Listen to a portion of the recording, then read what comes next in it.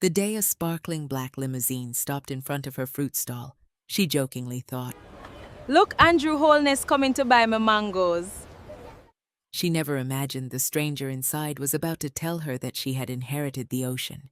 Every morning, 22-year-old Marcia pushed her little fruit cart onto a busy street in Montego Bay. She sold mangoes, pineapples, bananas, sweet sop, and whichever fruits were in season.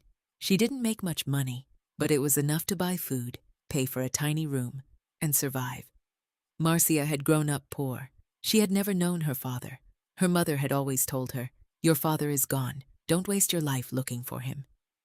Then one hot afternoon, something strange happened. A long black limousine slowly pulled up in front of Marcia's fruit stall. A sharply dressed man stepped out. "Are you Marcia Campbell?" "Yes," she answered nervously. He introduced himself as Attorney Clarence Murray and handed her a sealed envelope. "I need you to appear at this downtown address at 9 a.m. Monday morning. It's extremely important." "What is this about?" "I believe you'll find out soon enough." Monday morning, Marcia nervously entered the building. The interior was immaculate. The air was cool and fresh.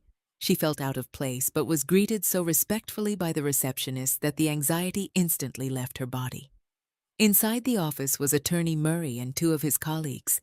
The assistant pulled out a chair for her to sit and offered her a coffee. The office looked like something she had only seen in the movies, and it smelled like the most expensive leather. The lawyer looked at her. "Miss Campbell, we are here for the reading of the last will and testament of Mr. David Campbell." "Who is David Campbell?" The lawyer took a breath. "Your biological father." Marcia looked confused. She listened as the lawyer explained that her father was the owner of one of Jamaica's most successful luxury resort businesses. Then came the words that changed her life forever. "Your father has left you his entire estate, including his flagship all-inclusive resort, surrounding properties, and several miles of highly valuable beachfront." Marcia stared at him. "I'm sorry, what?" The lawyer smiled. "You are now the owner." Marcia couldn't speak. She had arrived that morning carrying the only purse she owned. Now she owned one of the most successful resorts in Jamaica. She was in disbelief. It was all too much to absorb. But the biggest surprise came afterward. Her father had left a letter for her. It read, "Marcia, I knew about you. I watched from a distance, but I was too ashamed to face you. I cannot change the years I lost, but I can give you what I built and ask you to do something I failed to do. Use it to help people." Marcia returned to her fruit stall. She continued selling her fruits because it calmed her, and she needed to process what had just happened. Attorney Murray visited her at the fruit stall a few days later.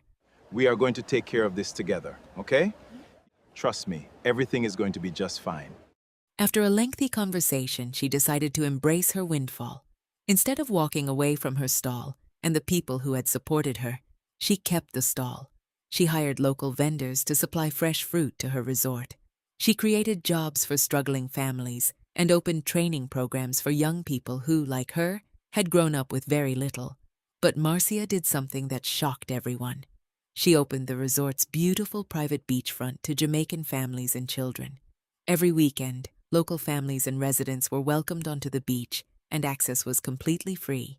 Children who had never been able to afford a luxury vacation could run barefoot through the sand, swim in the clear Caribbean water, play games, eat good food, and simply enjoy being children.